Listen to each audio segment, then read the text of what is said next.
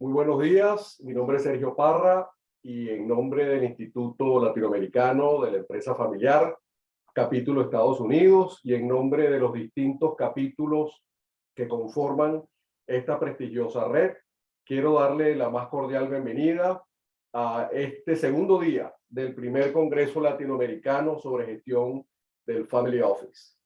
Quiero inicialmente empezar agradeciendo a nuestros prestigiosos patrocinantes, a Raymond James, a PWA Family Office, a JTC, a Ingenious, a Solidus Capital, a JB Peña, a Febichan y muy particularmente a Vapro, que ha sido nuestro operador y quien ha hecho posible de alguna manera que el éxito del evento haya sido compartido. Quiero particularmente agradecer a todos los participantes y a todos los expositores que desde sus países han contribuido en compartir experiencias, en compartir información y un contenido, a mi juicio, sumamente valioso, sumamente práctico para todos los participantes, familias empresarias, asesores, consultores o a toda persona que directa o indirectamente hace vida en este fabuloso mundo de la empresa familiar. El Instituto Latinoamericano de la Empresa Familiar es una red conformada por instituciones, por profesionales de distinta índole, donde confluyen talentos que estamos comprometidos con el desarrollo y el progreso, el fortalecimiento de la empresa familiar latinoamericana. Esta red, como dice el video que pusimos hace unos minutos, logra integrar a los distintos capítulos y al empresariado latinoamericano, logra co-crear conocimientos e incidir en las políticas para darle la relevancia a la empresa familiar latinoamericana que se merece. Esta institución fue creada en Argentina en el 2013 y desde entonces ha ido creando distintos capítulos en distintos países donde la empresa familiar se ha sentido sensibilizada, concientizada, ya ha levantado la bandera para realmente hacer parte de este ecosistema latinoamericano que tanta empresa familiar necesita de guía y de apoyo. En verdad ayer fue un éxito, los temas que se plantearon, los temas que se discutieron, la concurrencia que tuvimos más de 185 personas en sala. Bueno, Marcel, para mí es un honor presentarte con este tema de protección de activos que tú conoces bien.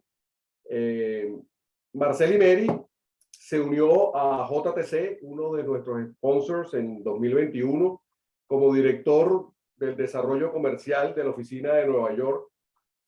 Marcel presta servicios de estructuración en las divisiones corporativas de clientes privados de JTC. Tiene un fuerte enfoque en el mercado norteamericano y en América Latina, con más de 30 años de experiencia como abogado fiscal internacional, corporativo, transaccional, como asesor de confianza de familias y personas de alto patrimonio. Marcel tiene experiencia particular asesorando familias y dueños de negocios en Latinoamérica con estructuras de protección de activos, participando en planeación y reestructuración corporativa. También ha fundado iniciativas y ha escalado startups en Venezuela, en Chile, premiadas por Guaira y Startup Chile, dos de las incubadoras líderes en Latinoamérica. Marcel, es un honor para nosotros, para el Congreso, para la audiencia, tenerte como participante y que estoy seguro que tu tema va a ser de un impacto y de una información invalorable. Muchas gracias y buenos días, Marcel. Buenos días, Sergio. De verdad, muy contento de compartir un rato con ustedes en la mañana de hoy. Y no quiero comenzar sin antes felicitarte a ti y a Natalia por ser los motores que han permitido pues, este encuentro virtual muy necesario, pues vinculado con todo lo que tiene que ver con la gestión de un family office y la gestión de un negocio familiar, un family enterprise. Yo creo que lo que están haciendo ustedes es espectacular porque están conectando a todas las asociaciones y la EF de Latinoamérica, están creando comunidad y de alguna manera están dejando huellas que tiene gran impacto y valor porque se está generando un contenido que va a quedar grabado y se va a poder consultar en diferido, que va a ser sumamente útil para todas las personas que de alguna manera gestionan single family offices y multifamily offices y gestionan negocios familiares, ¿no? Como tú sabes, yo soy un apasionado y me encanta participar en este tipo de eventos porque me encanta aprender. Y de verdad que todas las conferencias del día de ayer fueron espectaculares. He tomado nota de cosas importantes. Disfruté enormemente todas las presentaciones. Y me encanta participar en este tipo de eventos también porque me encanta compartir conocimiento, ¿no? Y experiencia, ¿no? Y en tres áreas que me apasionan muchísimo, ¿no? Y que yo creo que están íntimamente vinculados con lo que tiene que ver con la gestión de un family office, ¿no? Que es, me encanta hablar de emprendimiento, me encanta hablar de venturing, y me encanta hablar de las estrategias que pueden implementar las familias para preservar su patrimonio y planificar la transferencia de ese patrimonio a las nuevas generaciones de una manera eficiente, tomando en cuenta las necesidades y los objetivos estratégicos de la familia y del negocio familiar, ¿no? Entonces, trayendo un poco temas que hablo, pues cuando hablo de emprendimiento, muchas veces la gente me pregunta, ¿qué es un emprendedor, ¿no? Un emprendedor es una persona que es un enamorado de los problemas, es una persona curiosa que le gusta entender por qué existen esos problemas, ¿ok? Es una persona creativa que diseña soluciones para esos problemas que ubica e identifica en el entorno. Luego es una persona que implementa con pasión esas soluciones y además es una persona humilde que entiende que es imposible emprender como el llanero solitario, que es necesario juntarse con otras personas que complementen al emprendedor y en conjunto y trabajando en equipo sacar esos proyectos adelante, ¿no? Y ayer pensaba que esa definición de emprendedor se parece, aplica muchísimo también, también al consejero familiar, ¿no? Que es el trusted advisor, ¿no? Porque ¿qué es lo que hacemos todas las personas que estamos en este negocio de fungir como consejeros de negocios familiares? Bueno, y ayudamos, tú sabes, identificamos los problemas de la familia, entendemos mejor que nadie cuáles son esos problemas, ¿verdad? Diseñamos soluciones para esos problemas, implementamos esas soluciones y como se explicó de una manera muy elocuente y clara ayer, entendemos que no lo podemos hacer solos. Hablábamos ayer de todo lo que tiene que ver con ese equipo multidisciplinario, pues que forman o que trabajan dentro de lo que son los paraguas de un single o un multifamily office. Entonces tú sabes, la diferencia entre el emprendedor y el consejero familiar es que el emprendedor hace ese análisis desde el punto de vista del entorno general y el consejero familiar hace ese análisis desde el punto de vista de las necesidades que tiene la familia, ¿no? Entonces, poniendo el foco, ¿verdad?, en todo lo que tiene que ver con la parte relevante, pues, con el tema de la conferencia o esta charla, pues, que voy a dar hoy sobre estructuras de protección de activos, poniéndole el foco a la gestión de riesgo y puntualmente en lo que tiene que ver riesgo país, ¿ok? Una de las cosas que hemos detectado todos los que trabajamos en este ecosistema es que la gente o los dueños de negocios familiares están preocupados, ¿ok? Están preocupados, ¿por qué? Bueno, porque están viendo que en la región hay muchísima inestabilidad política, hay muchísima inestabilidad económica, social, y eso está poniendo en riesgo, ¿verdad? Algo que durante muchas generaciones y a punta de esfuerzo se ha logrado, que es el negocio familiar y los activos que conforman el patrimonio familiar, ¿no? Entonces, los gestores o las personas que interactuamos en este ecosistema y integrantes, pues, de Family Office y los propios dueños de estos negocios han conseguido ya cómo proteger de alguna manera los activos líquidos de la familia, ¿ok? Pero yo he sentido, conversando con colegas de distintos países latinoamericanos, que no está claro o no tiene la gente claro si existen o no soluciones o estrategias que se pueden implementar para proteger activos y negocios más allá de la parte líquida del patrimonio de la familia, porque la parte líquida en países complicados como Perú, Chile, Colombia, ya se han implementado estrategias para sacar ese capital líquido de esos países y colocarlos pues en unas jurisdicciones en donde la familia se siente un poco más tranquila, pues manteniendo esa parte del patrimonio líquido, ¿no? Sin embargo, desde el punto de vista de los activos inmuebles locales y los negocios operativos locales, bueno, eso no son, esos son activos que no puedes electrónicamente mandar para otra parte, no los puedes montar en un avión y mandarlo para otra parte. Entonces tienes que ver estratégicamente qué es lo que puedes hacer para protegerlos, ¿no? Y la buena noticia, ¿verdad?, es que existen soluciones y estrategias que se pueden implementar para proteger esos activos, ¿no? Nosotros como venezolanos que hemos tenido la oportunidad de convivir con el chavismo, pues, con un gobierno de izquierda radical desde el 98, tenemos como una especie de posgrado en este tema, ¿no? Sin embargo, en otros países latinoamericanos este es un tema nuevo, porque estamos empezando a ver en países latinoamericanos algo que nosotros los venezolanos vimos hace más de 20 años, ¿no? Entonces, en vista de que yo he detectado que no hay tanto conocimiento con relación al tema, he asumido como propósito crear awareness alrededor de lo que es una estructura de protección de activos, cuál es su utilidad, qué ventajas tiene. Y por el otro lado, he asumido también el reto de explicar por qué JTC es un partner ideal cuando se forman estos equipos que yo llamo Dream Teams, que empiezan a trabajar en el diseño y eventualmente implementación de estas estructuras, ¿no? Y por eso es que esta invitación que me hicieron para hablar de este tema en este ecosistema que estamos teniendo hoy virtual me pareció tan maravillosa, porque tiene que ver con ese propósito que yo he asumido este año de empezar a hablar en todos los foros que pueda sobre este tema tan importante para el negocio familiar, para el family enterprise, como es las estructuras o las estructuras de protección de activos, ¿no?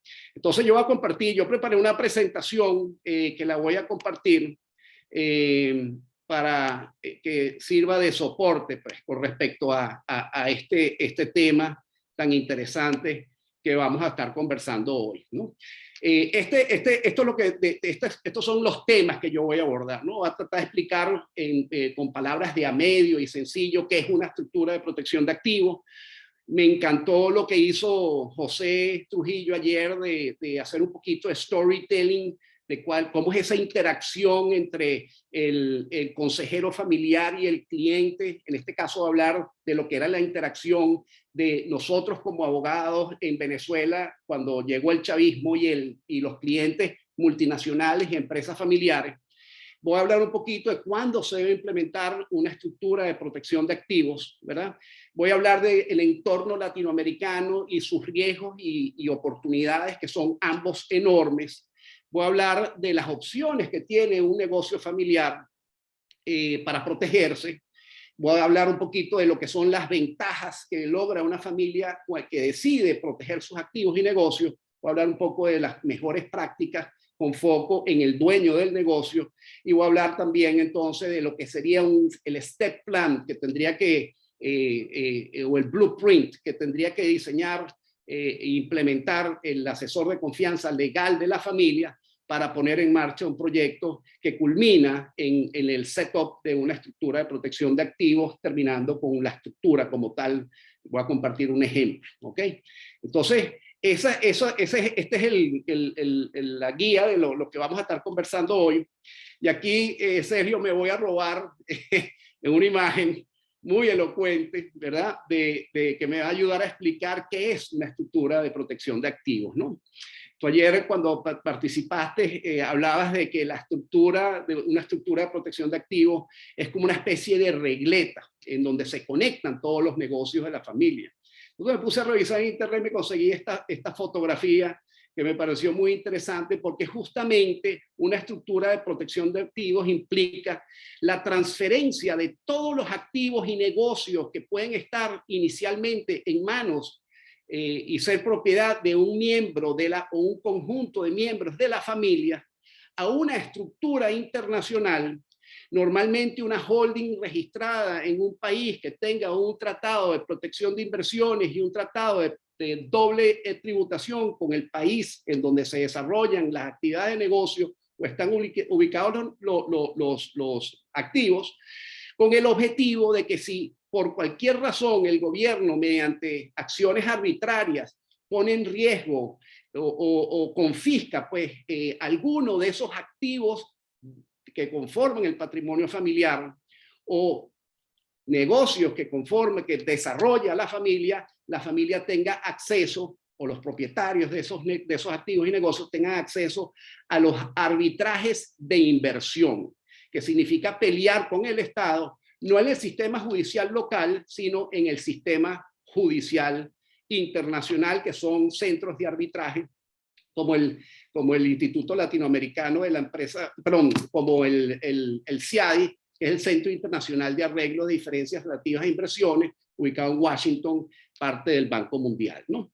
Entonces, haciendo un poquito de storytelling y que creo que puede ser muy interesante para los colegas abogados tributaristas y corporativos y especializados en estos temas de Latinoamérica que puedan estar escuchando en este momento en vivo esta conferencia y lo puedan hacer luego en diferido, yo les voy a contar un poquito cómo era la conversación con clientes, empresas familiares antes de la llegada del chavismo a Venezuela y cómo era la conversación con una multinacional que tomaba la decisión de invertir en el país.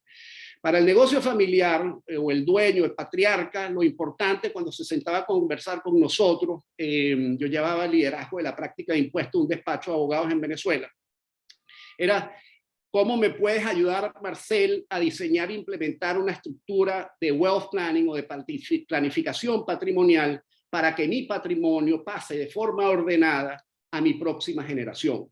Y cuando te sentabas con la multinacional, el tema era: ¿cómo me ayudas, Marcel, a diseñar e implementar una estructura que sea óptima desde el punto de vista fiscal para hacer la inversión en Venezuela y retirar de Venezuela vía dividendos, royalties, intereses, el producto de lo que va a ser el desarrollar una actividad de negocios en el país? Ese lenguaje, esa conversación cambió muchísimo, ¿ok?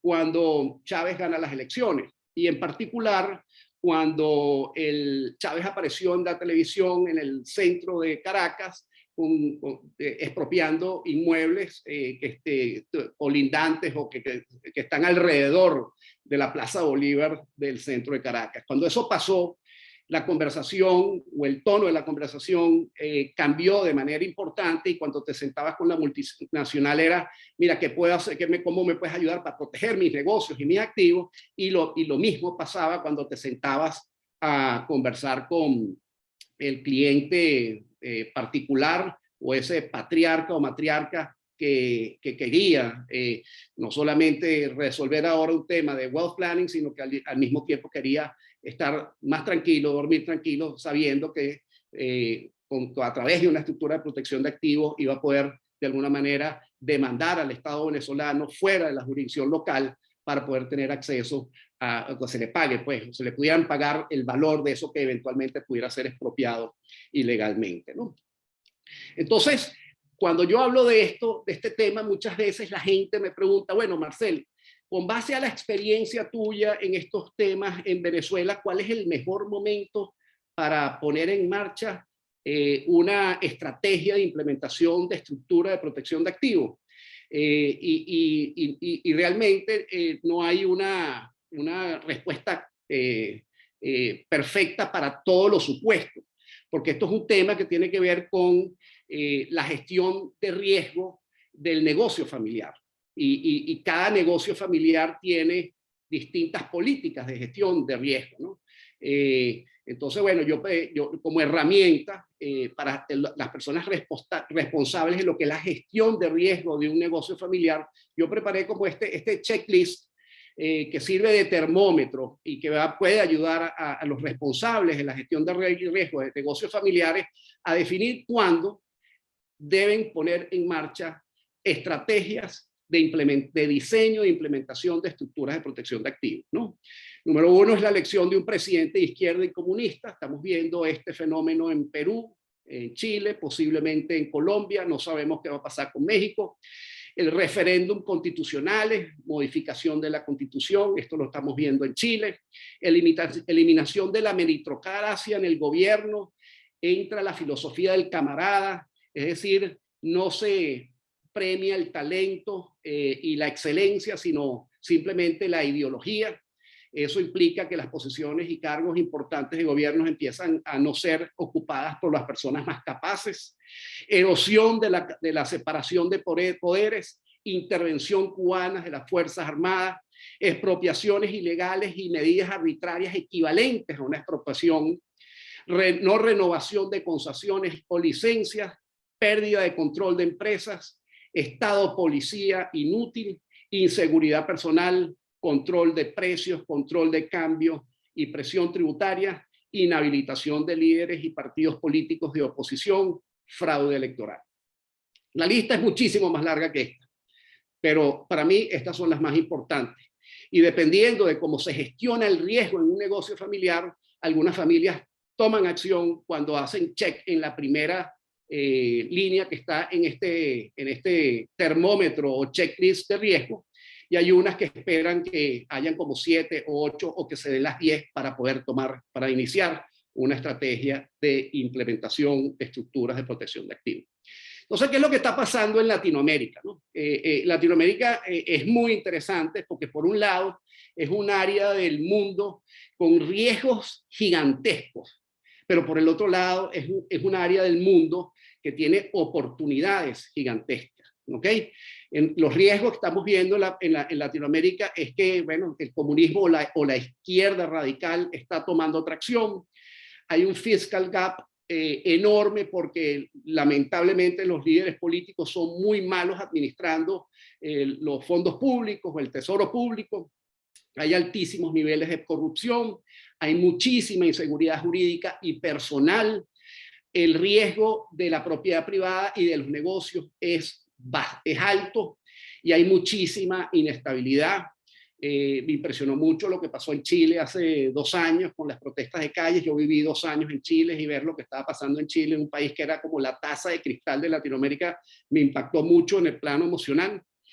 Sin embargo, a pesar de todas esas cosas quizás negativas de la región, vemos que la región es la 7ª región más importante desde el punto de vista de población y consumo del mundo.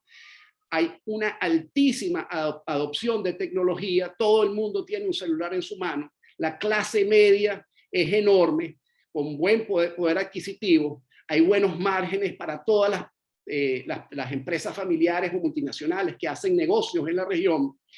La población tiene muchísimos pain points que pueden ser atendidos y quien los atienda correctamente va a poder hacer muchísimo dinero.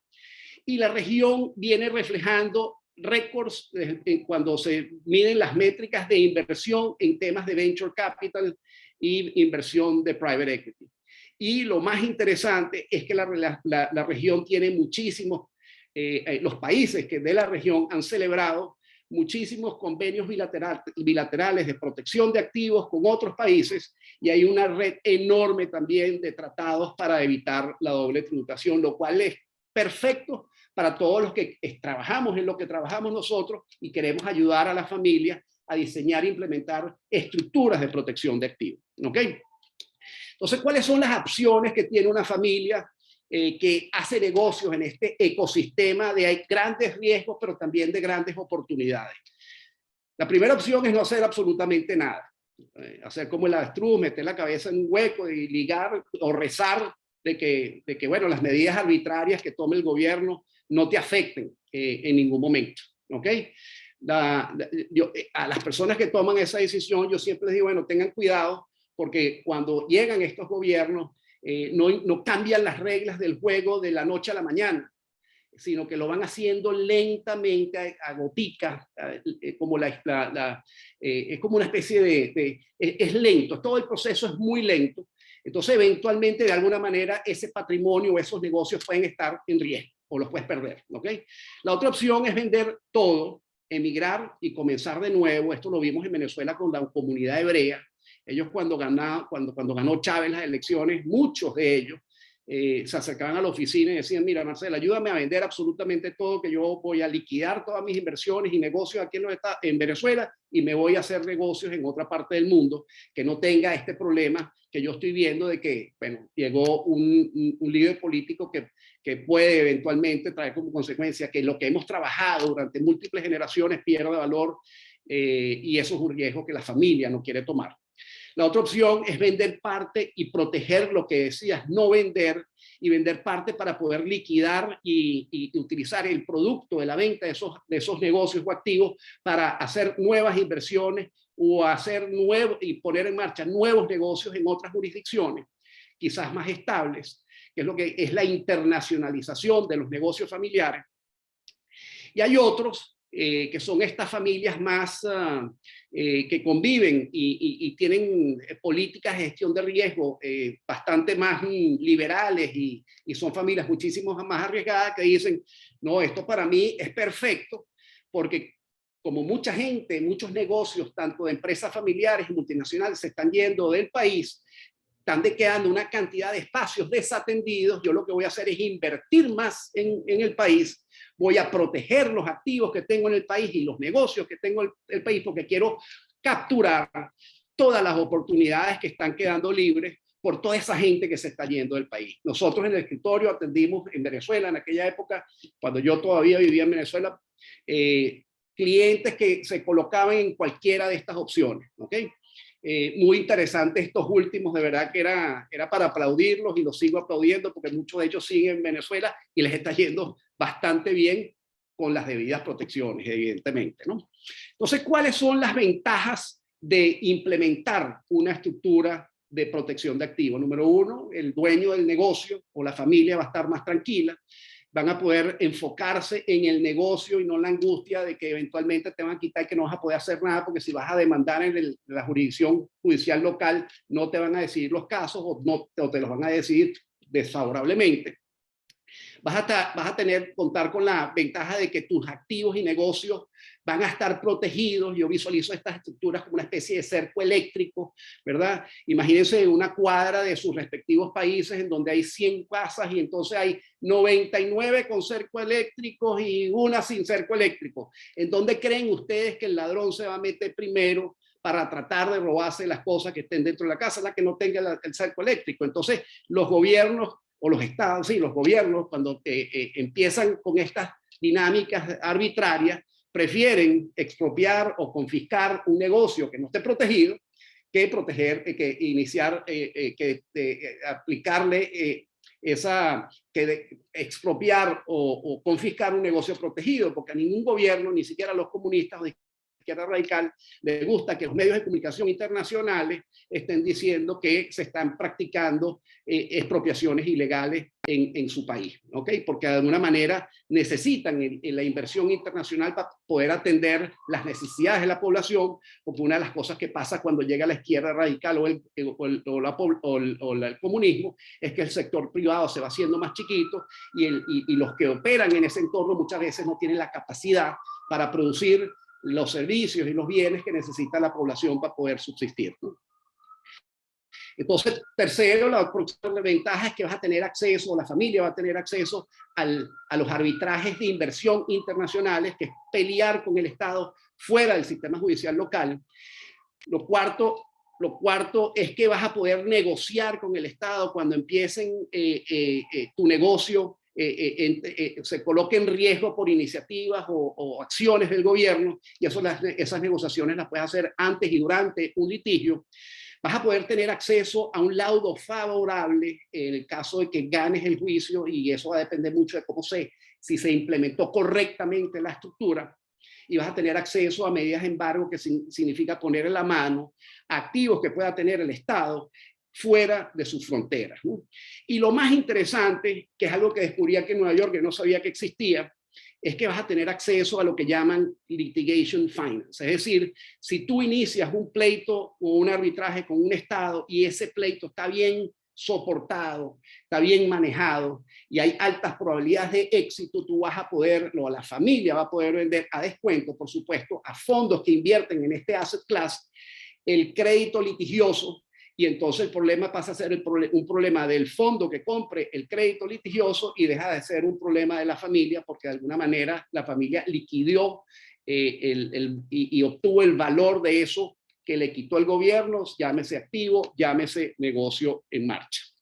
Entonces, enfocándonos en el que lleva las riendas del negocio familiar, en el patriarca, la matriarca o ese equipo de la familia que está gestionando el negocio familiar, estas son recomendaciones o mejores prácticas, ¿no? Número uno, es tomar acción a tiempo, preferiblemente ya, si están haciendo negocios en países complicados como los que mencionaba antes, porque si se concreta la amenaza del gobierno, en ese momento va a ser tarde poner en marcha una iniciativa de instalación de una estructura de protección de activos, porque ellas son solamente eficientes si se instalan antes de que se concrete el riesgo.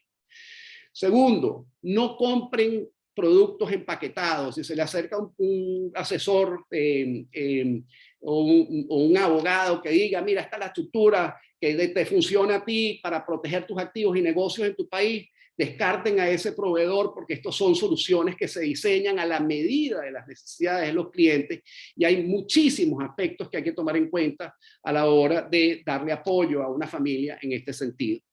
Segundo, van a tener que armar un Dream Team. Hay que definir, el operador del negocio familiar tiene que definir quiénes lo pueden ayudar a implementar una estructura de esta naturaleza.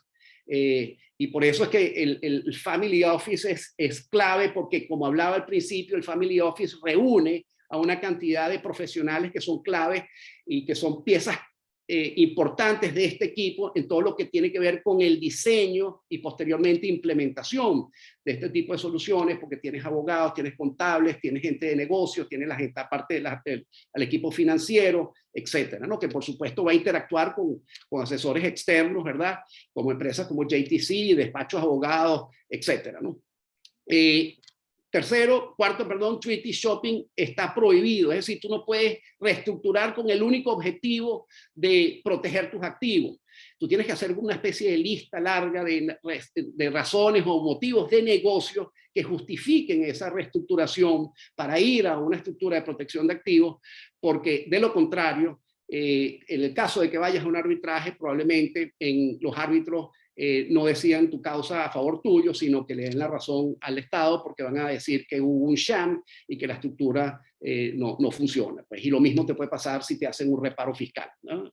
El combo ideal para incorporar una holding es una jurisdicción que tenga tratados de protección de inversiones y tratados para evitar la doble tributación.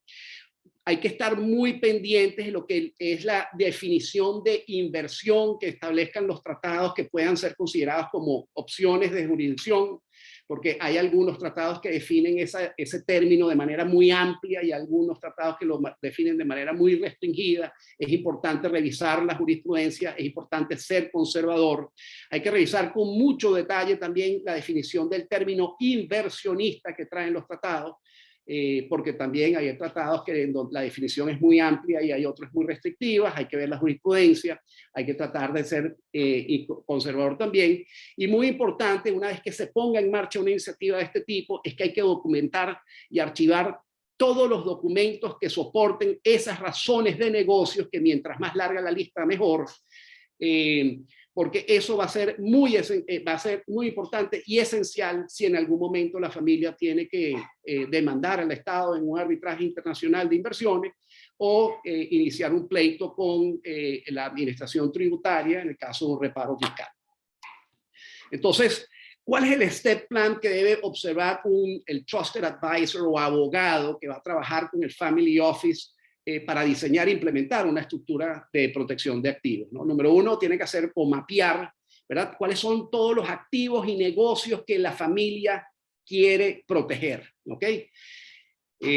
Después hay que identificar, ¿verdad? ¿Cuál es en ese mapa? Bueno, en qué jurisdicciones es posible o es conveniente establecer estas holdings, que como les decía antes, tienen que ser jurisdicciones en donde haya un tratado para evitar la doble tributación y un tratado de protección de inversiones, y el asesor tiene que determinar si la familia necesita o no wealth planning, aprovechar para hacer wealth planning y establecer las reglas de cómo va a pasar ese patrimonio a la próxima generación de manera eficiente. Tiene que ver muy bien y estudiar el término de inversión y de inversionista que establece el tratado y establece la jurisprudencia. Tiene que tener una lista larga, tiene que hacer una lista larga de sustancia, que le dé sustancia a la estructura, es decir, cuáles son todas las razones de negocio que se pueden documentar en esas actas de asamblea, actas de juntas directivas, que van a justificar la reorganización corporativa, como decía antes, para que esos activos y negocios que antes estaban en manos de la familia localmente pasen a ser ahora propiedad de un inversionista internacional, que es esta holding registrada en la jurisdicción seleccionada y conveniente.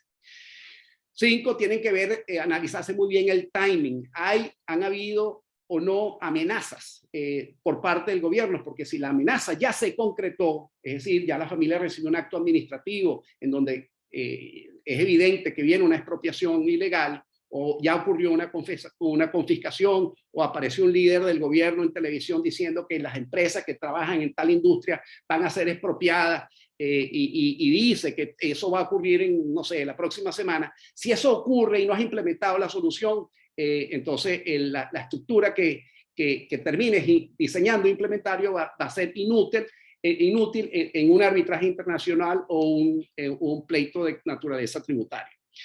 6, tienes que armar un Dream Team. Esto son estructuras y soluciones que requieren el aporte y la colaboración de todos los integrantes del Family Office, de la familia, de los abogados externos, de los contadores, ¿ok?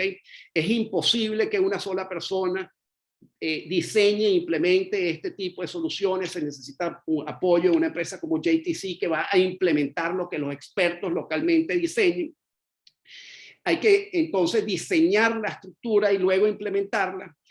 Y el tema en cómo se va a materializar la inversión, o cómo va a ser la holding en la inversión para adquirir los negocios y los activos que están ubicados en el país en donde está identificado el riesgo, va a ser muy importante, porque como decía antes, hay que asegurar que la forma que se escoja para implementar califique como una inversión de acuerdo con los términos del tratado y de los laudos que han analizado el tema. Y es, por supuesto, muy recomendable que una vez implementada la estructura, unos años más tarde sigan habiendo inversiones para darle fortaleza a la estructura de cara a un eventual litigio, ¿no? Y como decía antes, hay que documentar absolutamente todo. Hay que correos electrónicos, actas de asamblea, actas de junta directiva, contratos, todo eso tiene que estar documentado, todo eso se tiene que guardar en una caja, y todo eso tiene que estar disponible para el caso de que la familia en algún momento tenga que ir a arbitraje, y es algo que los abogados litigantes, que son expertos en temas de arbitraje de inversión, van a agradecer, porque esas pruebas documentales es lo que les va a permitir plantear un pleito sólido, y van a aumentar las probabilidades de tener un laudo exitoso. ¿Okay? Voy a terminar con un ejemplo de estructura. Aquí voy a aprovechar para explicar por qué JTC es un socio o un partner ideal en este equipo, en este Dream Team que se tiene que armar para diseñar y posteriormente implementar este tipo de soluciones. JTC es una empresa global. Es una empresa pública que cotiza en la Bolsa de Londres, es líder prestando servicios fiduciarios muy útiles para temas que tienen que ver con wealth planning, es líder y tiene más de 30 años implementando estructuras que diseñan expertos y especialistas y trusted advisors de familia que tienen que ver con wealth planning, asset protection e international tax planning. El equipo es un equipo a los efectos de las Américas, ubicados en 2 hubs y muy importantes, que son la ciudad de Nueva York, que es donde estoy yo, y Miami. Manejamos el mismo horario, trabajamos con unos fees que son bastante competitivos, y agregamos mucho valor cuando nos involucran en este tipo de proyectos, porque podemos compartir con ese Dream Team lo que así ha sido durante años nuestra experiencia interactuando con equipos de múltiples jurisdicciones, ¿no? Y es especialmente también útil cuando los proyectos no están enfocados solamente en un solo país, sino son proyectos más cross-border, porque la familia no tiene negocios en un solo país, sino en múltiples países, y cuando la familia, como ha pasado con la familia venezolana, tiene beneficiarios o herederos, potenciales herederos, ubicados en múltiples jurisdicciones, ¿no? Entonces, este es un ejemplo para, la imagen al principio se convierte en esto, la regleta es esto, ¿no? Desde el punto de vista ya más técnico-jurídico, ¿no? Normalmente estas estructuras persiguen, ¿verdad? Ofrecerle a la familia, número uno, confidencialidad. Estas estructuras, para darle sustancia, buscan también aprovechar para resolver las necesidades de planificación sucesoral de la familia. Buscan también buscar eficiencias desde el punto de vista fiscal, que es lo que yo llamo planificación fiscal internacional, y buscan, por supuesto, el tema principal y central de esta charla, proteger los activos y negocios de la familia, ¿no? Entonces, en esta estructura arriba lo que tenemos es un trust. Ese trust le logra justamente esa confidencialidad y le permite a la familia establecer las reglas de cómo va a pasar ese patrimonio a la próxima generación de manera eficiente. Nos gusta mucho trabajar con trust establecidos en South Dakota, que es una jurisdicción que ofrece muchísimas ventajas para muchos inversionistas o muchas familias. Tienes confidencialidad, son bastante flexibles, luego por debajo normalmente hay un componente de estructura que tiene aspectos o beneficios en el plano de planificación fiscal internacional. En este ejemplo, por ejemplo, se me ocurrió colocar una jurisdicción con un régimen territorial, que puede ser, por ejemplo, Uruguay o Costa Rica, que la ventaja que tiene es que cuando recibe ingresos de las empresas por debajo, son ingresos que no van a ser gravables porque no son de fuente territorial, y cuando se pague el dividendo al trust no va a ser sujeto a retención. Y por debajo tenemos una holding, en este ejemplo en España, que es una jurisdicción que con muchos países latinoamericanos tiene tratados de protección de inversiones y para evitar la doble tributación, es una empresa EDBE, que quiere decir que cuando recibe dividendos de sus subsidiarias, que son las compañías chilenas, venezolanas, peruanas, etcétera, que están por debajo, no van a ser gravables en España. Y si hay un capital gain porque la familia decide vender, ese capital gain no va a ser gravable en España. Y cuando ocurran esas distribuciones a la compañía holding de diferimiento, ¿verdad?, que en este caso es una compañía uruguaya o puede ser una compañía de Costa Rica, no van a estar sujetos a retención, ¿no? Aquí el gran desafío para todos los que son asesores legales y trabajan estos temas, es las consecuencias fiscales de lo que significa la reestructuración del negocio familiar, o que implica el cambio de ownership, en donde la familia deja de ser a título directo la propietaria y ahora pasa a ser indirectamente a través de una holding internacional propietaria de sus negocios, ¿ok? Porque esa transferencia de activos tiene implicaciones fiscales en materia de impuestos sobre la renta, en materia de IVA, en materia, por eso es que es tan importante que este equipo de asesores legales incluya abogados tributaristas, abogados corporativos y abogados que sean expertos, pues, en todo lo que tiene que ver con litigios internacionales, que son estos arbitrajes de inversión que comentaba antes, ¿no? Entonces, bueno, con esa estructura de ejemplo termino mi presentación. Aquí, y mientras que llegan las preguntas, los invito a tomarle una foto a ese QR code que está debajo de mi fotografía. Ese QR code los va a llevar para mi LinkedIn, ahí me pueden seguir, por ahí nos podemos comunicar. Y nuevamente, Sergio y Natalia, muchísimas gracias por haberme invitado para compartir con la audiencia virtual que nos acompaña hoy mi experiencia pues, con relación a este tema tan apasionante de las estructuras de protección de activos, porque creo que es un tema muy relevante y muy importante para ese 70% de tejido empresarial que son empresas familiares que hacen negocios e impulsan la economía de Latinoamérica. Gracias, Marcel. Vamos a compartir entonces pantalla para hacerte una de las preguntas.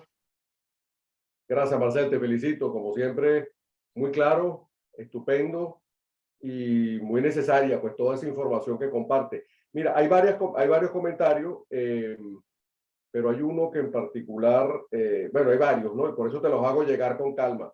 Pero me preguntan, a ver, aquí hay un tema sobre México, ¿no? ¿Sobre qué opinas tú de lo que está pasando en México? Solo esperamos la revocación del mandato que se lleve el próximo domingo, ¿no? Pero en particular, que me hables un poco sobre el caso México, como una pregunta, ¿qué opinas tú al respecto, ¿no? Aquí.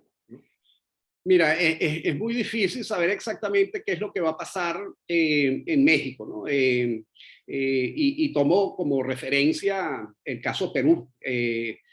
Cuando estaba antes de las elecciones, a mí me parecía bastante poco probable de que Castillo ganara las elecciones, ¿no? Porque Castillo hizo algo que nunca hizo Chávez, ¿no? Que es que cuando estaba en campaña electoral, él públicamente y sin temor decía que era comunista, ¿no?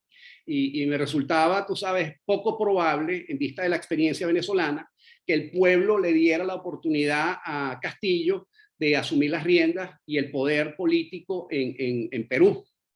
Entonces, viendo esa experiencia, la experiencia peruana, a mí cada vez que me preguntan de qué es lo que creo yo que puede pasar en Colombia, qué es lo que puede pasar en México, digo no sé, porque para mí la experiencia peruana fue una sorpresa, eso fue una verdadera sorpresa, ¿no? Yo te diría que hay que estar muy pendiente de que cómo van evolucionando las cosas. Nosotros, y yo en particular, cuando estaba en Venezuela y llegó el chavismo al poder, procuraba, tú sabes, escuchar, leer la noticia, pero también escuchaba a Chávez en su programa Aló Presidente, ¿no? Porque en esos programas el presidente muchas veces adelantaba pues las cosas que iba a hacer desde el punto de vista práctico, ¿no? Entonces, quizás mi recomendación para esa familia mexicana es que esté muy atenta, tú sabes, de cómo van evolucionando las cosas y en vista de, y observando eso, en esa medida vaya definiendo pues las estrategias que debe adoptar para proteger activos, para reestructurar la forma corporativa que maneja el control y el ownership de los negocios familiares. Muchísimas gracias, Marcel.